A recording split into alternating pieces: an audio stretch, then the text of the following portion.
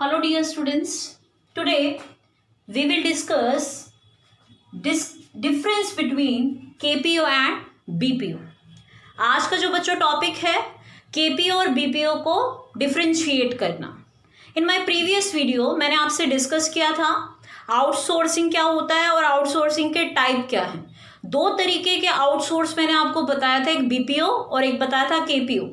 BPO था business process outsourcing and KPO था knowledge process outsourcing. आज का जो टॉपिक रहेगा ये दोनों सर्विसेज हैं तो आउटसोर्सेस. दोनों ही सर्विसेज क्या है, मार्केट में अवेलेबल हैं, पर दोनों का काम अलग अलग है. तो इसके बेसिस पर हम देखेंगे नेचर ऑफ वर्क इनका कैसे डिफर है. सिमिलैरिटी भी है बच्चों इसमें. सिमिलैरिटी क्या है, दोनों ही आउटसोर्सिंग सर्विसेज हैं, दोनों ही मार्केट में अवेलेबल हैं एक बिजनेस के लिए कि वो बाहर से अपने बिजनेस के काम को पूरा करवाएं. देखो वो भी सर्विस दे रहे हैं, वो भी सर्विस दे रहे हैं, लेकिन कुछ तो डिफरेंस होगा. वही डिफरेंस हम फाइंड आउट करेंगे. चलिए मैंने एक पॉइंट बनाया है बेसिस ऑफ डिस्टिंक्शन. सेकंड पे मैंने रखा है BPO एंड थर्ड KPO. इन दोनों आउटसोर्सिंग सर्विसेज में क्या डिफरेंस है वो हम समझेंगे इन बेसिस से. सबसे पहला मैंने बेस रखा है फोकस. BPO किस पर फोकस करती है और KPO किस पर फोकस करती है.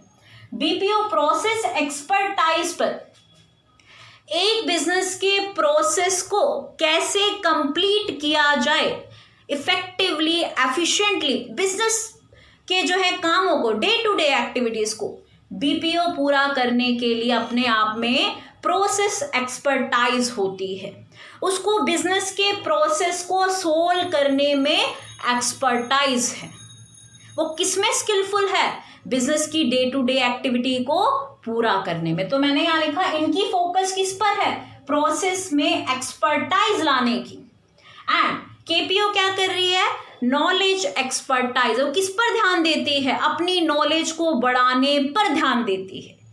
अपने बिजनेस जो है क्लाइंट्स हैं उनको कैसी एक्सपर्टाइज देती है, अपनी नॉलेज एक्सपर्टाइज को पे फोकस रखती है. ये अपनी नॉलेज को बढ़ाने का काम कर रहे हैं, ये अपने प्रोसेस को कैसे एक्सपर्ट तरीके से एक बिजनेस के प्रोसेस को कंप्लीट किया जाए उस पर फोकस करती है. चलिए सेकंड पॉइंट पर चले. Kind of human resource. In BPO में और KPO में किस तरह के ह्यूमन रिसोर्सेज काम करते हैं, किस तरीके के ह्यूमन रिसोर्स इनके जो है इनमें इन्वॉल्व रहते हैं या रिक्वायरमेंट रहती है. पहले देखें हम लोग, ऐसे ह्यूमन रिसोर्स BPO को चाहिए जिनके पास वर्क रिलेटेड नॉलेज हो.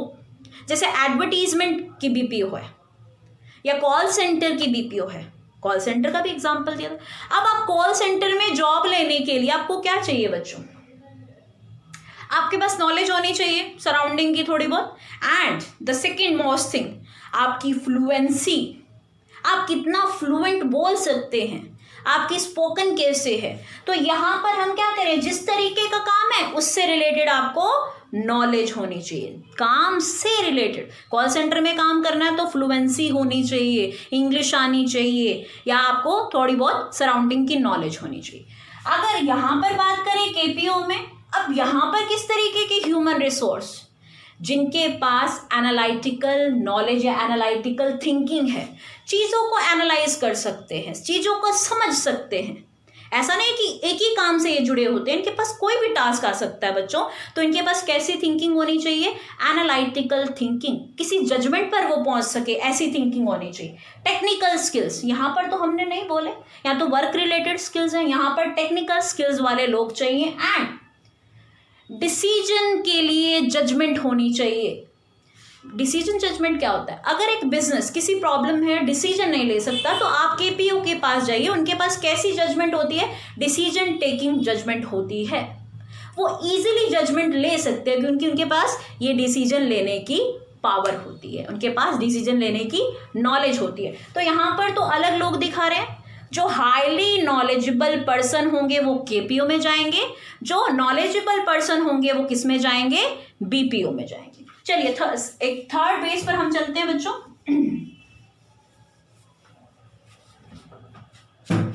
और वो थर्ड बेस है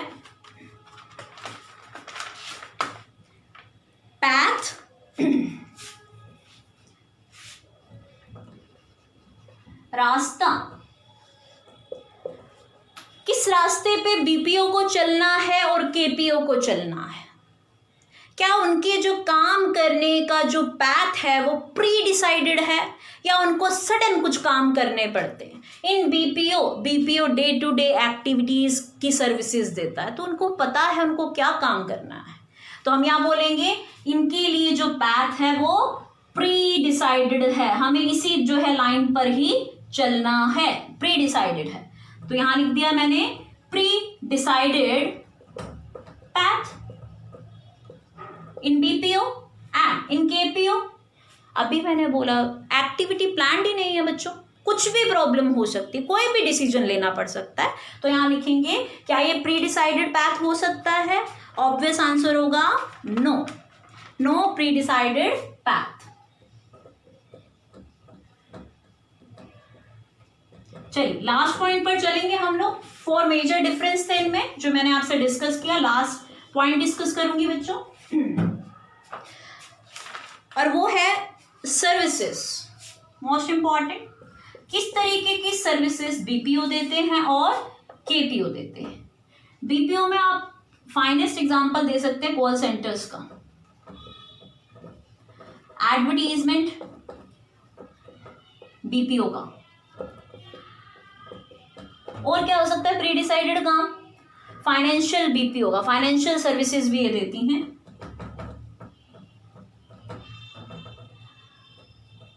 तो बहुत सारे एग्जांपल्स आप दे सकते हैं इस तरीके की सर्विस जो प्री डिसाइडेड है वो ये प्रोवाइड करा रही है। एंड केपीओ में बच्चों हम research, market research services, investment research, technical analysis, data analysis,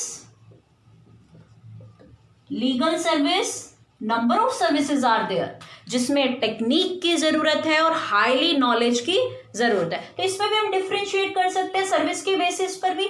ये सर्विसेज बीपीओ देती है एंड दिस सर्विसेज ये कौन दे रहा है? केपीओ दे रहे हैं। तो बच्चों ये टॉपिक हमने आपसे डिस्कस किया, outsourcing, BPO, KPO and the difference of BPO and KPO. I hope आपको ये समझ आया होगा, इनके अंदर जो थिन लाइन है वो आपको समझ आई होगी डिफरेंस की। Thank you so much.